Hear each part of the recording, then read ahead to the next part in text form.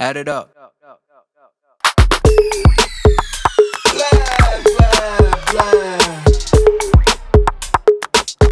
Hello, everyone, and welcome to episode 18 of Pizza Talks. I'm Kostas Karathanasis, and here with me I have... Aggeliki Tsiati. And today we'll talk a lot about graphic design, but maybe not only like sticking only to like hardcore graphic design. From what I realized, we might go a bit more into the artistic side, combination of different art forms and things like that, because everything like has inspiration from different forms of art. But before we dive into that, a small update. We don't have any updates from Student Affairs this week, but the Videography Club is organizing a series of workshops.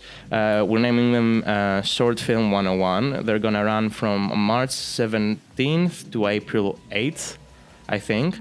And it's basically the idea of creating a short film, like learning how to make a short film, from story and script to pre-production, production, sound design, and editing. If you're interested in applying for it, please email us at dc.videographyclub@acg.edu or DM us on Instagram or Facebook to ask for more information and how to apply for the workshop. Now, Aggeliki, welcome to the podcast. And first of all, before anything else, because you're a guest, who the fuck are you? Like you're a graphic designer. You're a student here at DRI, but I'm sure there's a lot more into that than just these adjectives. I would say, I'm Aggeliki, as you said, the given. I'm 22 and studying graphic design at DRI. I am at the second to last year. I have one more year to go. Other than that, if I had to label myself as something, I would say I'm an all-around creative being, let's say. I love drawing, sewing, doing whatever creative and drawing on any canvas the world gives me. So that's what I would say, that I'm much more than just a designer. So dramatic. Yeah.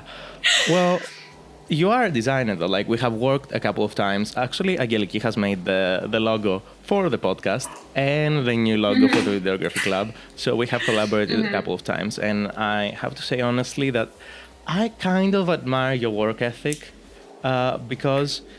you saying that about me? Yes, because whenever I have received some kind of work from you, like whenever I send you feedback for any of your work, less than 2 hours later, I receive basically, a redesign. So like, less than 2 hours is something really impressive for a student. Like, especially even if you're like, even people who work on like design, like you might have more time because you're a student, but also you have your studies as well. And generally students tend to, students and people who do things voluntarily tend to have like that kind of work on the back burner.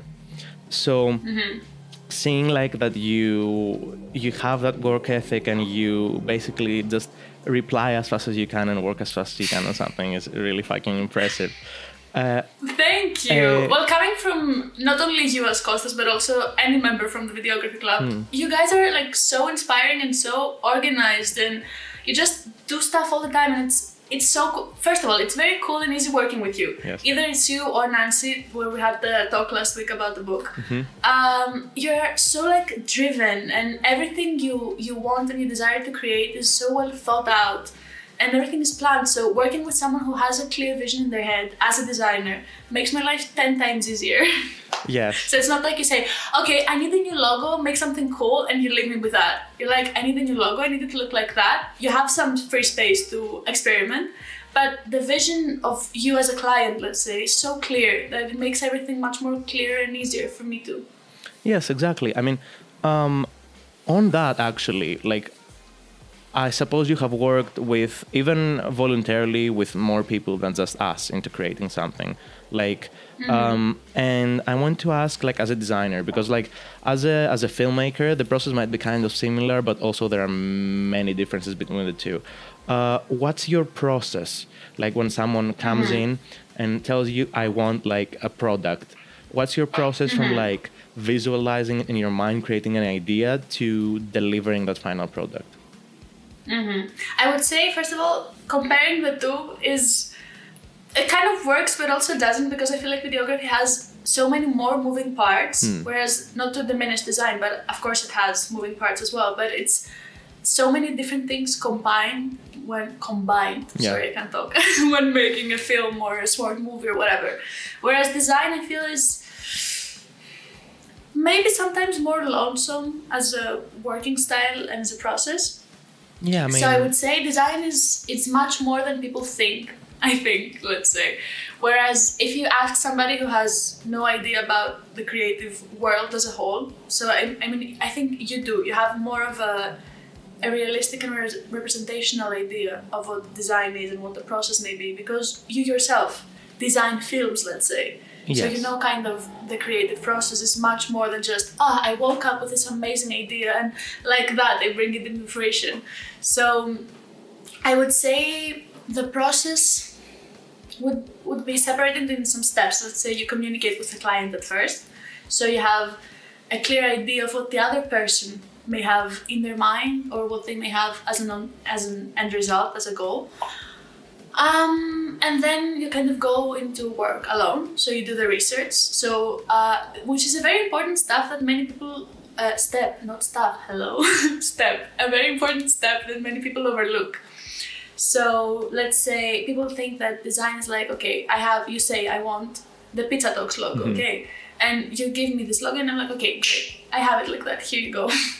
You give me the name, I look up what other logos related to either podcasts or pizzas or whatever, the combination, what have other people created, so as to take inspiration from stuff that already exists, but also to see what other designs are already out in the internet and in the world, and create something different from that, so that the client has a brand, a logo, whatever, that's separate from the other, so that they shine brighter. Yes. And then, sorry. And I guess no, I cut you off, but that's a completely different thing. So like, I suppose like kind of as an insert, there's a big difference when you're working on a completely new logo and when you're redesigning something, because some clients want like, and we've done this with the videography club as well. So I can understand the comparison, because at some point we just wanted a new logo for Pizza Talks, the podcast right here, and you created the Pizza Talks logo and some different elements, some different ideas. And then we wanted a redesign of our original logo for Videography Club. So like, there's a difference between the two and the process when you actually go in and start working on that as well, isn't it? Exactly. And let me just say as an asterisk here, and we'll leave it at that, seeing the little elements I created for the Pizza Talks, that you animate them, is so cool, because it's something I'm in the process of learning to do, so I haven't quite mastered animation yet, but seeing something I created moving and breathing as a life form is so cool. Okay, anyways, end of parenthesis. Yes. So yes, after research, you kind of have some sketches, let's say, and then the most interesting and exciting, but also nerve-wracking part is actually getting the work done. So like the sketches, seeing what works, seeing what doesn't. There's a phrase one of our teachers use, which is killing your darlings, which is a very important lesson and thing you have to do as a designer, as a creative as a whole. So you have all these amazing ideas, but at some point you have to deliver only one. So at this process, if you have 5 ideas, you have to kill the 4 to keep the 1. So it's a great learning process of constantly seeing stuff and say, okay, this may work for this goal, but this may not. So you have to learn what works for you, what the client may want. You and the client may have a different aesthetic. But at the point when you're working for someone, you have to wear their shoes and see how they look at the world and at design and what's their aesthetic, let's say. So it's a very interesting way of working, I would say, because I don't think you can ever get bored, let's say. I wish this clip will age well and I'm not ever actually bored. Let's hope that's actually true. Yeah. It's like you may never do the same thing twice. So you may work for a coffee company once, and then you may work for a shoe company, and the two owners may be completely different in style, or their brand aesthetic may be completely different. So you get to try out different roles and create different products for each person. Yeah, but also, I mean, okay, so you might have come up with like 5 different ideas for a brand. Sometimes isn't there a case where you can't decide between 2 specific ones, where you might send them as drafts, or not all of them, but like a couple of them that you think are more important. I think you have done this for us as well. You've sent 2 ideas at the same time. I've sent more than 2. Yeah. Is this more because of a choice of, hey, these both work, or I can't decide which of the 2 work most? Like what is it like most of the time for you? Is it to give more variety, or because you have too many ideas and you can't decide yourself for the client? I feel like it's very important in the more professional realm, let's say, because I don't feel like I would label myself as a professional quite yet. And for a bit of time as well, until I'm done with the degree and I have more experience, let's say.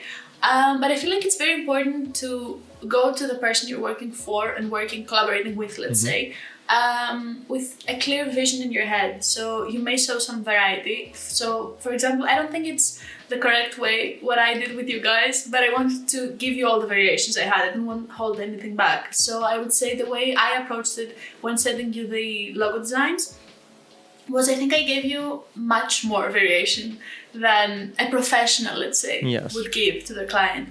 Because you want to show them that, yes, I have a great variety of stuff, but also not overwhelm the other person. Because me as a designer, I have done the research. I can see what works and what doesn't for what reason. But the client, that second, is just seeing some images, some logos, and it can be much more overwhelming. Having the image, just seeing the image and not seeing the reason behind it. So I think this is where communication comes back into play. So it's very important to communicate as a designer, whether a non-professional student dipping her toe in the sea of design, or a professional, like very mature designer, let's say, to communicate with your client why something works and why it doesn't. But also learn when to step back. Yeah. Because at the end of the day, we may know better, let's say, because of our expertise, why something may work, but the other person may not like it. So you have to kind of choose your battles. As with anything in life, you choose when to say, okay, no, I believe this is why it works and you should do it and trust me. And sometimes you say, okay, they like this one more, step back, it's okay. I mean, at all times, the final decision is the client's, because like you're working for them. So the most you can do is state why something works and why something might not work, and then leave it up to them. Like you can't do much more if they are the client.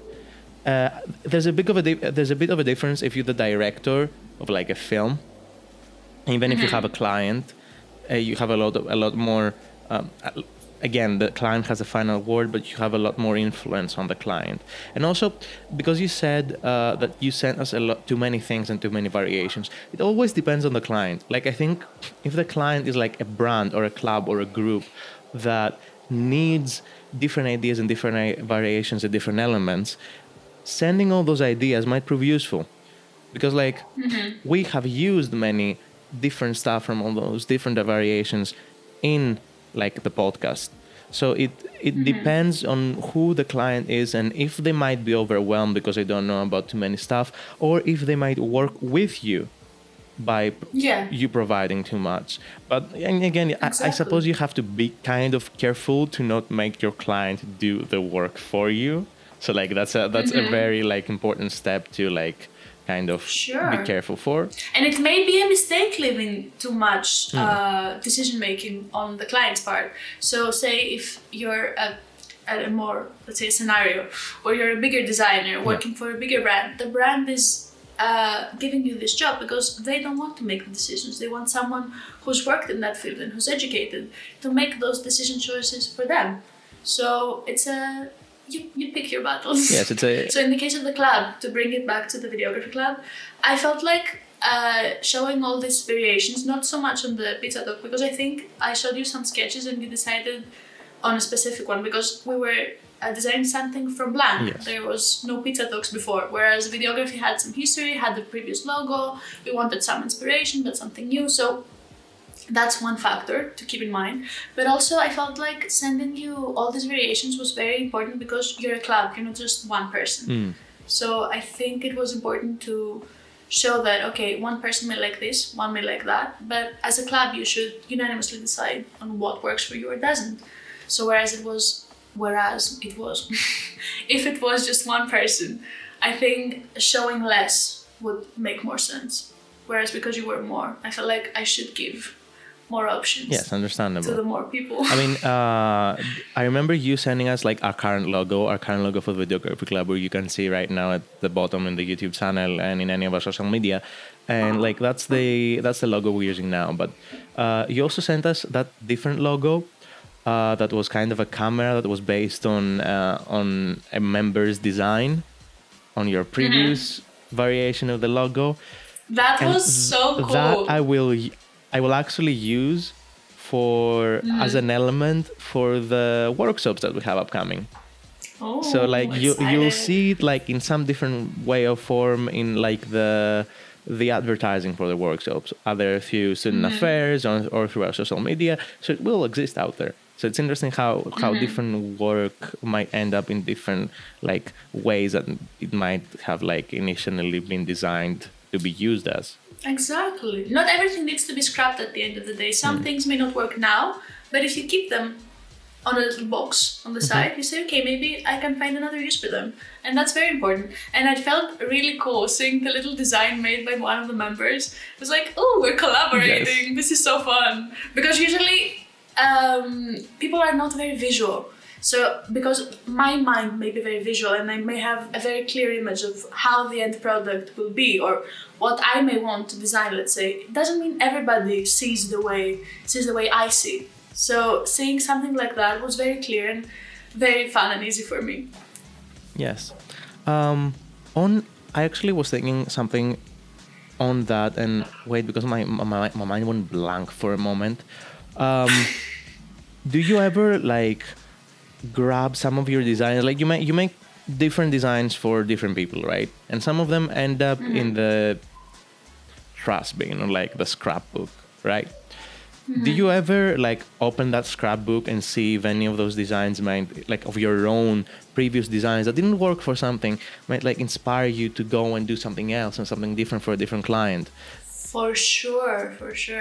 So I can't specifically talk on the client part because I can't say I have great experience in that because I'm client being friend of yours or club or something. Yeah, even that. Like I would say the Videography Club has given me the most opportunities ever. Yeah. So I'm very thankful for that. And I'm even more thankful because of who the club is. Because you're so, like I said before, very communicative and very inspired on your own. So you know what you want at the end of the day. So I would say, like with myself being one of my clients, let's say, that I practice with any creative ideas that come to mind. I have like this little notepad like every crazy creative person has on their phone where I have like endless ideas that come to mind when I'm showering, when I'm in the metro, whatever. So I may have some ideas there that I may do a sketch and then never finish, and I may come back to it a year later and have this amazing idea behind it. Right now I'm working on a collage of all things, a digital collage with some photos I took like on November, I think, in November. Great English, good job, Aggeliki.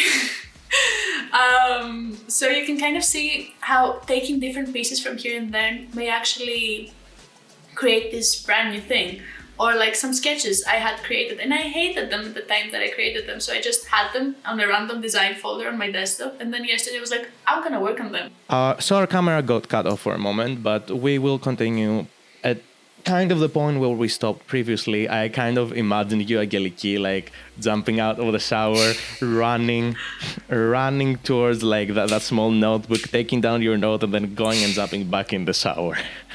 Exactly. I mean, it helps if you shower with your phone because I play music in the shower, so I have it. So I just kind of bend over out the shower, write, and then come back in.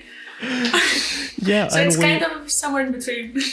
We kind of have on that, we actually have a project that's called Sleeplessness with the Videography Club right now. And it's about the idea of how each person's sees sleeplessness. And do you remember in old TVs where whenever you switch between channels, there's like that weird zap animation? The transitions. Mm-hmm. Yes. And they use some transitions today for many different reasons. So the whole idea is that we're going to be like flipping between channels, and each channel will be like each person's like view of sleeplessness. It might be an interview with themselves, or it might be like a short film or something like that. And why this is relevant to what we're talking about is that my idea of sleeplessness is that I may be like sitting on my bed, right? Trying to sleep. So laying What on my time bed, do you go not to sitting. sleep? What time do you go to sleep? I Do you have no a regular idea. sleep schedule? I mean, it's, 1 a.m. or something. Something like that. I'm not 100% sure. Like something like that most of the time. I try to not drag it too long because like I have a lot of things from classes, projects I have to do, so I try to not drag it too long.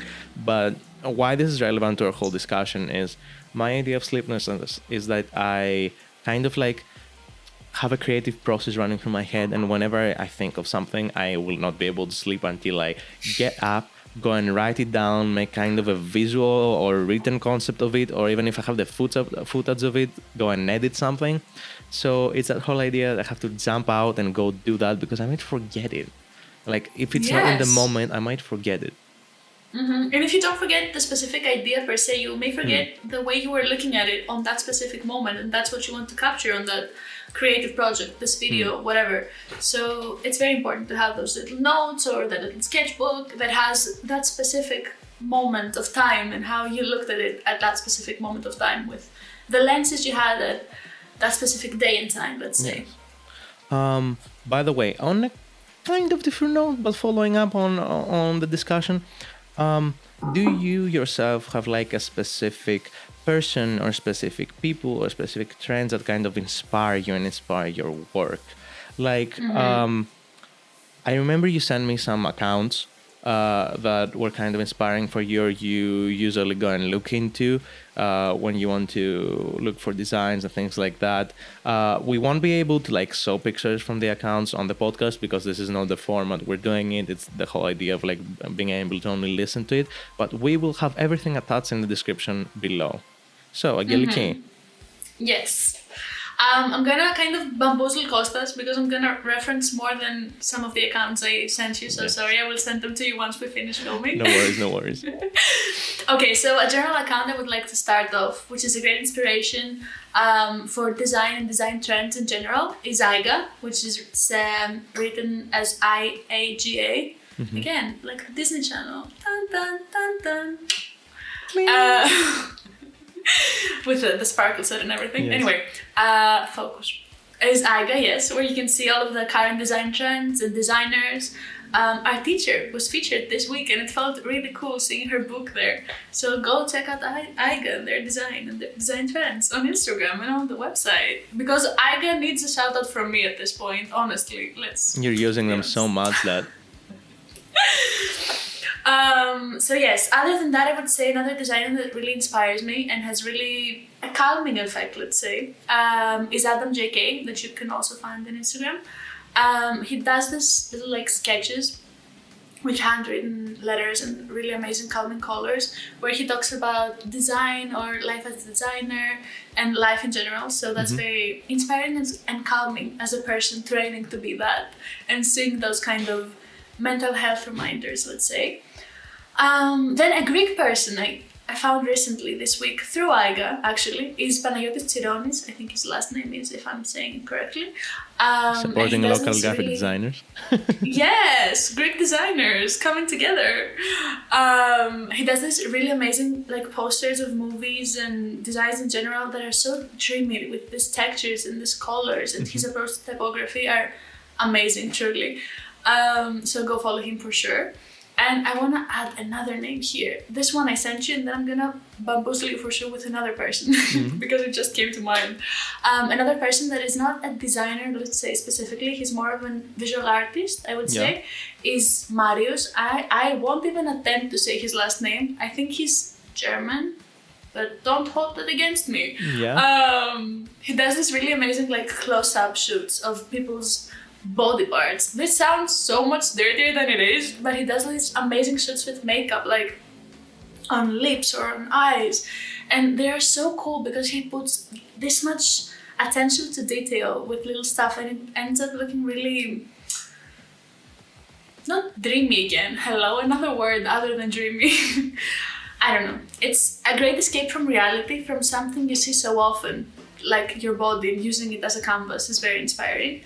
And then to go back to design and go back to Greece, a person we recently had as a lecturer in graphic design is the Dreamer, another Greek designer, which everyone should follow his work. It's very cool, and it's it's like what I said earlier with using different canvases I find in life to create. He does similar things. He works with textiles or with graphic design, let's say with magazines or books or branding, let's say, and he gave a really inspiring and positive talk about design and life and achieving your own dreams and making your own path.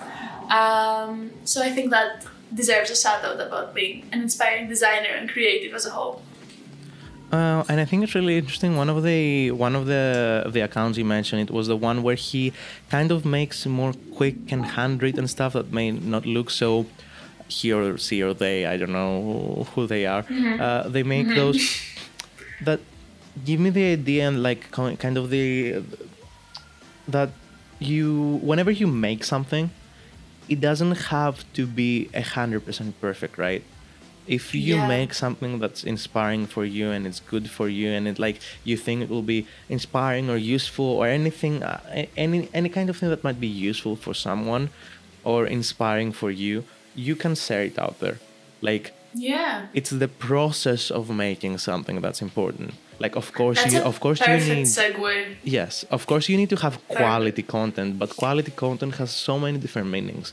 Like something, quality content might be different things for different people, right? It's so subjective, exactly. And I had written that down on my notes because I kept like some notes here and there in case I go blank. And the thing you said about perfectionism is something I'm currently learning, and I'm sure everybody is at our age and in our field, let's say, which is perfection paralysis, which is something I definitely have in more aspects of my life other than design, where if something is not perfect and it doesn't meet the high standard I set for myself, it's worthless. I don't like it. I hate it completely. Like, it's so bad because you need to allow yourself to make those mistakes, to learn from them. Because without mistakes, if everything was perfect, nothing would matter. So in that case, those small imperfections of, let's say, Adam's hand lettering is an aesthetic in itself, and it's what separates him from other designers.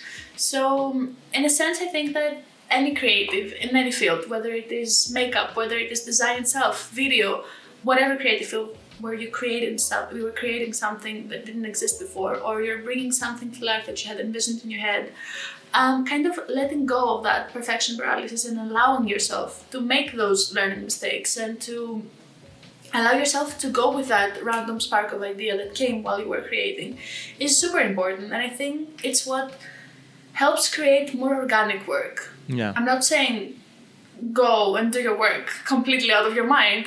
There needs to be a method to the madness, but kind of going with the flow of the madness as well can bring about great end results. Yeah, give in to the madness. No, I understand completely, and I think that's a really good point, like, to end on. Like, that's a really interesting point to end on.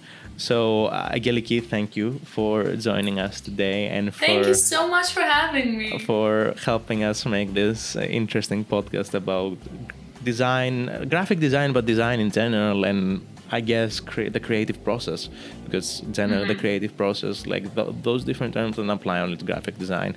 They might apply to photographers, they might apply to filmmakers, of course with different variations of the way you work and different things, but like the creative process is kind of similar for everyone. Now, everyone, thank you for watching. You can comment down below if any of those accounts that Aggeliki mentioned are inspiring for you, or if you like them, or if you have any inspirations or accounts from graphic designers, generally creators that you enjoy yourself. Yes. Mention them in the comments. We will be really interested to go and look at them after the podcast is online. And except that, you can find us every Monday at 8 p.m. on our channel. You can contact us on our social media or on our email, dc.videographyclub@acg.edu, if you're interested to either be on the podcast or if you want to talk about anything else. And for anyone who might be interested to join our filmmaking workshop, Short Film 101, again, contact us, DM us on social media, or email us. that's for us for tonight. And Aggeliki, thank you for being here. Thank you so much for having me. It was so much fun and less anxiety riddling for me. Yes. And now this is a wrap. Bye.